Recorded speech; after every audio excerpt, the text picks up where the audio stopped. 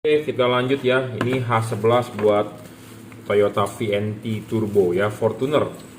Jadi bohlam ini sama seperti yang dipakai di Toyota Sienta, di Toyota Avanza Veloz ya, di Toyota Fortuner VNT Turbo, di Toyota Camry ya. Jadi H11 halogen. Kalau di Honda CR-V, BR-V, HR-V ya. Kalau di Suzuki adalah dipakai di Suzuki R3 ya. Jadi ini untuk keluarga Toyota, Honda. Jadi Anda lihat bentuk fog lamp bentuk headlampnya berbeda-beda, tapi rumah proyektornya adalah sama ya. Nah, kita akan sedikit review ya soal bohlam bagus ya. Selalu saya ulang-ulang, bohlam bagus itu watt dan luxnya harus gede. Level wattnya dia memang cuma 30 watt, tidak bisa lebih ya.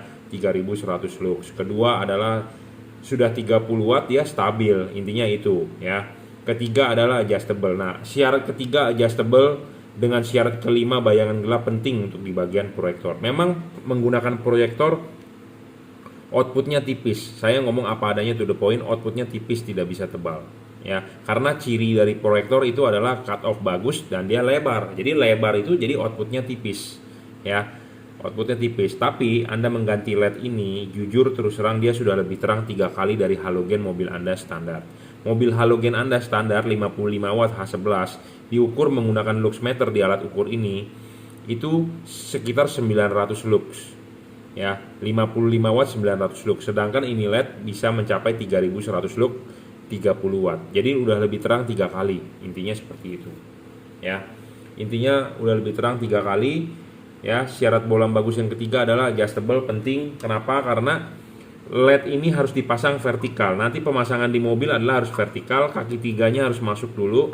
Sudah masuk, putar, kencengin, ya dia vertikal. Anda harus perhatikan ininya vertikal, ya, vertikal. Vertikalnya dia adalah vertikalnya ini. Di sini vertikal, ini vertikal. Kalau di sininya horizontal, ya, ininya horizontal, ininya horizontal. Jadi garis ini mencerminkan garis ini. Ya, jadi kenapa LED ini bagus? Saya bilang untuk pemasangan proyektor Anda harus berpatokan pada garis ini. Garis ini harus lurus, tegak lurus ke bawah. Ya. Keempat, serviceable. Bohlam ini bisa diservis ya. Chipnya kalau rusak bisa diganti. Ya, selama stok chipnya ada. Syarat kelima adalah soal bayangan gelap. Kenapa bayangan gelap ini penting? LED ini kan tadi saya bilang ininya harus vertikal, tegak lurus ke bawah. Ya. Sedangkan reflektor bol mangkok ini bagian paling penting adalah bagian yang di atas.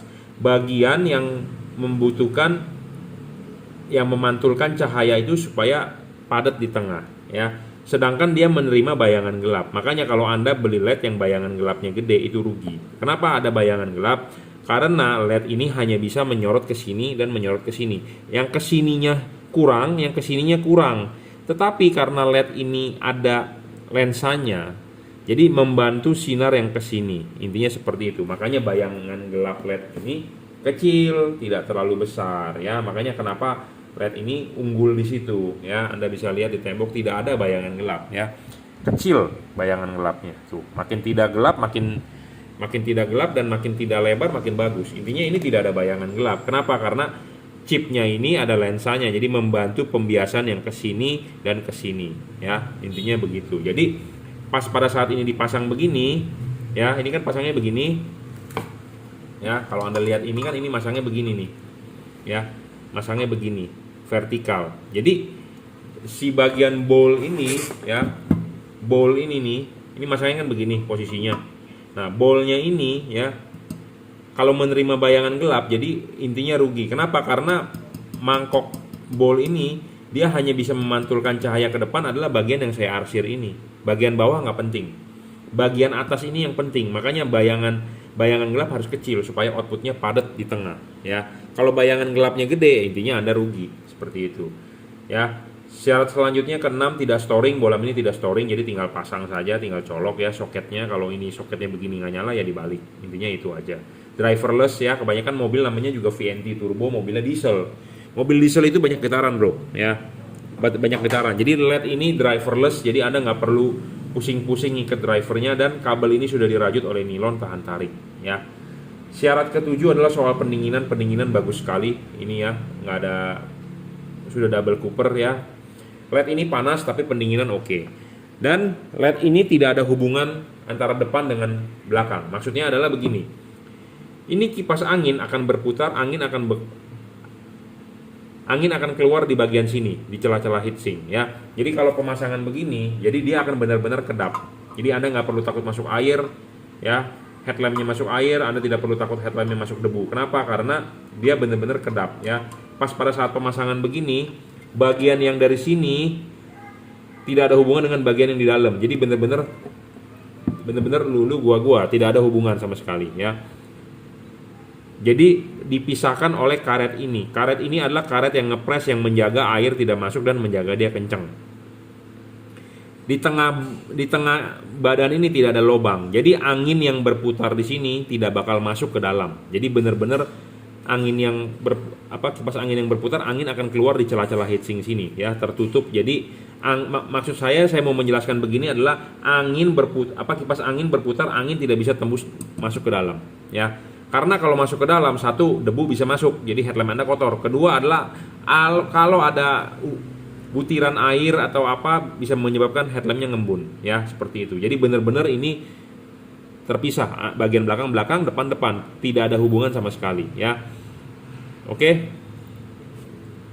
akan kita demokan hasil sorotannya ya. Anda harus memasang adalah vertikal, jangan pasang horizontal ya. Anda harus pasang ininya vertikal ya, tegak lurus ke bawah, bukan horizontal ya. Nah, ini outputnya di tembok ya.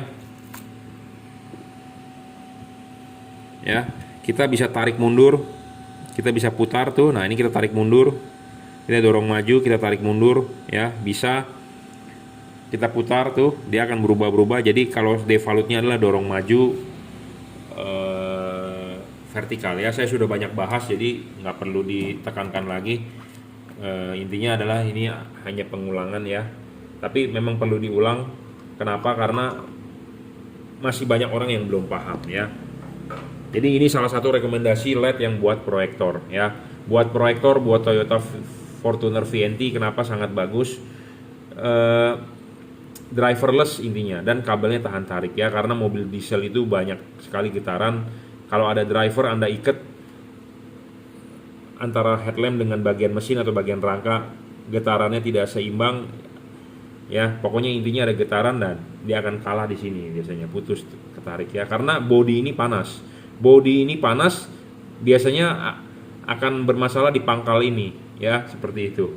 Jadi intinya ini sudah sesuai rekomendasi untuk Toyota Fortuner ya, tipe H11. Bisa juga dipakai di Toyota Avanza Veloz, Toyota Sienta ya, di Toyota Camry ya. Pemasangan juga tinggal PNP, kabelnya tinggal colok putar aja ya. Kalau nggak nyala begini ya diputar, intinya gitu ya. Dan dia mempunyai garis patokan ya, garis patokan harus vertikal. Kenapa ada garis patokan ini bagus? Karena kalau Anda lihat dari depan ya, Anda kan nggak tahu arahnya kemana, vertikal atau horizontal, karena kan depannya langsung lensa ya. Anda nggak tahu ini masangnya kemana. Kalau LED yang tidak mempunyai garis patokan vertikal, Anda bingung kan arahinnya kemana. Kalau ini kan ada garis patokannya, Anda jadi enak ya. Jadi kita bisa berpatokan, kita bisa intip bahwa dia harus vertikal. Devalut adalah vertikal dorong maju. Anda bisa mainkan sedikit ke sini, Anda bisa mainkan sedikit ke situ. Anda bisa tarik mundur, bisa tarik maju gitu ya. Makanya ini bolam 7 syarat terpenuhi ya. 7 syarat terpenuhi, 30 watt 3100 lux levelnya ya untuk Toyota Fortuner VNT. Oke, terima kasih.